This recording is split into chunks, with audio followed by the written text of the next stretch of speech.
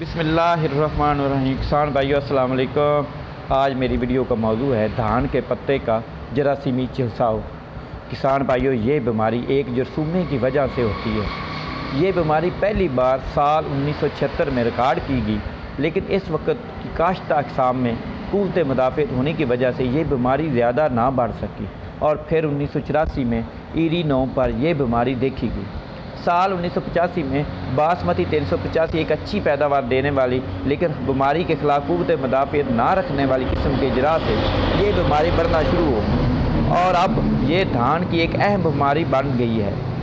किसान भाइयों, इस बीमारी का जरसूमा दरमियाने दर्जे वाली और बासमती किस्म दोनों पर हमलावर होता है। ये जरसूमा कुदरती सुराखों या फिर ज़ख्मों के रास्ते पौधे में दाखिल हो जाते हैं। खादों का बेजा इस्तेमाल, तेज़ हवा के साथ बारिश और 25 से 30 डिग्री सेंटीग्रेड दर्जा हरारत इसके बढ़ने में बहुत मदद देते हैं। किसान भाइयों, इसके अलावा तने की सूंडी और पत्ता लपेट सूंडी के हमले की सूरत में ये बीमारी बहुत तेज़ी से बीमार पौधों से सेहतमंद पौधों तक मुंतकिल हो जाती है। किसान भाइयों, इस बीमारी के अलामात क्राइसिक और पत्तों के झुलसाव की शक्ल में जहर होती है। क्राइसिक की अलामात लाभ लगाने के 10 से 15 दिन बाद जहर होती है। किसान भाइयों, ये बीमारी का जरसूमा पनीरी के उखाड़ने के वक्त ज़ख्मी जड़ों में से दाखिल हो जाता है और लाभ लगाने के बाद बढ़कर नुक्ता नमू पर हमला करता है, तो सारा पौधा मुरझा कर सूख जाता है और ये तने की सूंडी से हमला शुदा सोग की तरह दिखाई देता है। बीमारी की ये हालत काफ़ी नुकसान के बायस बनती है, लेकिन आम हालात में ये अलामात बहुत कम देखने में आती हैं। अलबत्ता पत्ते के झुलसाव की अलामात आम में से जब फसल गोब पर होती है तो इस बीमारी के अलामात ज़हर होना शुरू होती हैं। ये बीमारी अमूमन पत्ते की नोक और किनारों से और बाज़ औक़ात किसी भी हिस्से से शुरू होकर लंबाई और चौड़ाई में बढ़ती है। इसके किनारे खमदार होते हैं। बीमार हिस्सा नमदार दिखाई देता है। अक्सर इसकी अलामात एक नमदार की शक्ल में शुरू होकर लंबाई और चौड़ाई में बढ़ती है। इसके किनारे खमदार होते हैं। ये बीमार हिस्सा नमदार दिखाई देता है। अक्सर बीमारी के अलामात एक नमदार शक्ल में शुरू होकर सफ़ेद या हल्की या पीली धारी की शक्ल में पत्ते की नोक या किनारे से पत्ते के तंदुरुस्त हिस्से में नीचे लंबाई में चली जाती है। मौजू मौसमी हालात में शदीद हमले की सूरत में पत्ते सूख कर ऊपर की तरफ लपटना शुरू हो जाते हैं। मौजू मुदाफ़अत रखने वाली इक़साम में अगरचा हमला गोब के वक़्त शुरू होता है तो सिट्टे पूरी तरह नहीं निकलते, बहुत कम बनते हैं और वो भी अच्छी तरह नहीं भरते।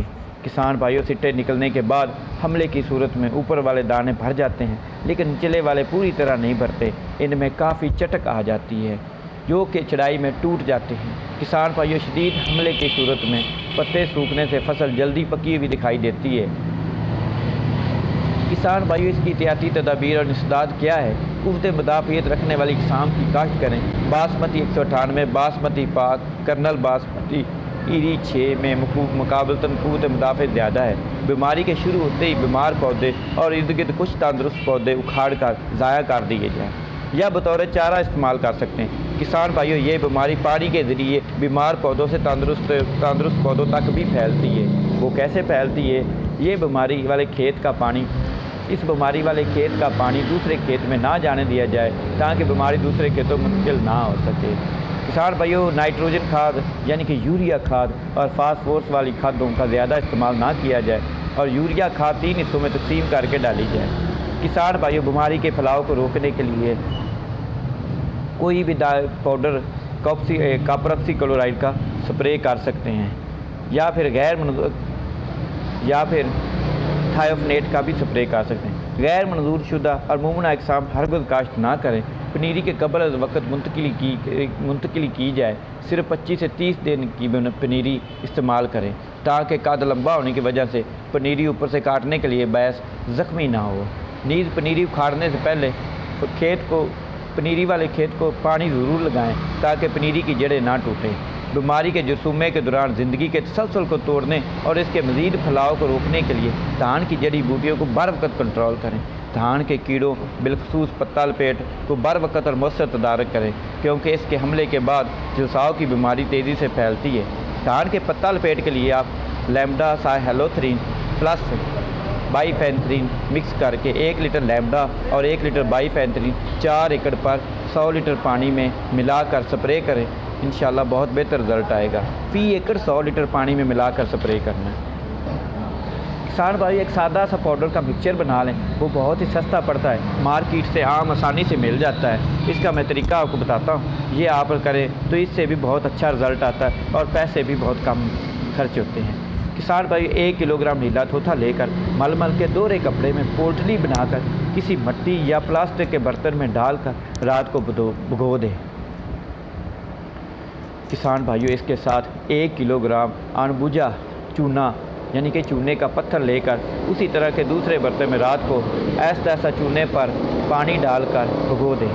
अगले दिन सुबह दोनों बर्तनों के पानी अलग-अलग निथार लें और तीसरे बर्तन में चूने का नथरा हुआ पानी डालें और इसमें नीले थोथे का भी नथरा हुआ पानी थोड़ा थोड़ा डालकर लकड़ी के डंडे के साथ हिलाते रहें। किसान भाइयों नींद, लोहे के सलाख या खुरपा या द्रांति पर नीले थोथे का तेजाबी असर से धब्बे बनना बंद हो जाएं तो नीले थोथे का महलूल डालना बंद कर दें और मज़ीद पानी डालकर मतलूबा मिकदार 100 लीटर पानी से पूरी कर लें।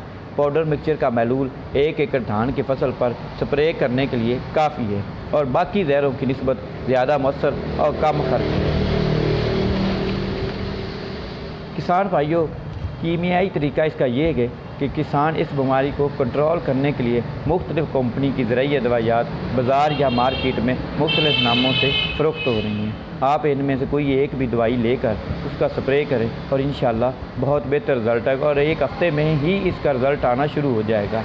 किसान भाइयों सबसे पहले कॉपर ऑक्सीक्लोराइड 500 ग्राम पर 100 लीटर पानी में मिलाकर स्प्रे कर सकते हैं और अगर मुनासिब हो तो इसमें बाइफेंथ्रीन 250 मिलीलीटर मिक्स कर लें तो पत्ता लपेट और दूसरे भी जो कीड़े मकोड़े हैं वो भी ख़त्म हो जाए और फसल भी हरी भरी हो जाएगी। या जाफर ब्रादर की चैम्पियन 300 ग्राम 100 लीटर पानी में मिलाकर स्प्रे करें और इसके साथ बाइफेंथ्रीन 250 मिलीलीटर मिक्स करके स्प्रे करें और पत्ता लपेट भी साथ ख़त्म हो जाएगी और टोका दूसरी चीज़ें जो हैं वो भी ख़त्म हो जाएंगी। या फिर स्टैडर कंपनी की कॉप्सिकल 500 ग्राम फ़ी 100 लीटर पानी में मिलाकर स्प्रे करें, लेकिन इसके साथ भी बाइफेंथ्रीन मिलाना लाजमी है। या स्वात एग्रो की क्यूबेक्स है वो 500 ग्राम 100 लीटर पानी में स्प्रे करें और इसके साथ भी बाइफेंथ्रीन का स्प्रे 250 मिलीलीटर फ़ी एकड़ स्प्रे लाजमी करें। किसान भाइयों इंशाल्लाह मुझे बहुत उम्मीद है कि आपकी फसल बेहतरीन और पत्ते साथ सब्ज़ हो जाएंगे। किसान भाइयों अगर आपको मेरी ये वीडियो पसंद आई हो, अच्छी लगी हो तो मेरा चैनल किसान एंड को ज़रूर सब्सक्राइब करें और लाइक करें और बेल आइकॉन के बटन को दबाएं। आपकी शुक्रिया, आपकी बहुत मेहरबानी। अल्लाह ताला हम सब का हामी नासर हो। अल्लाह हाफिज़।